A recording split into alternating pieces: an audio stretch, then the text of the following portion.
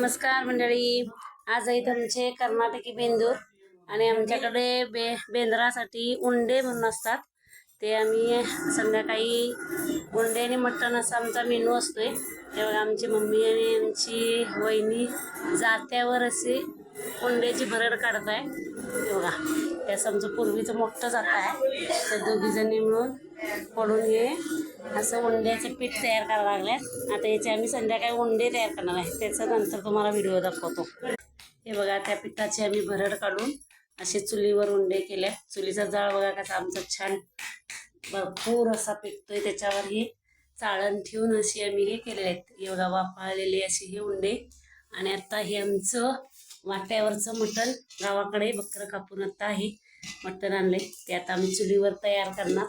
आजचा असा आमचा कर्नाटकी बेंदूर साजरा करणार आहे आम्ही सगळे एकत्र।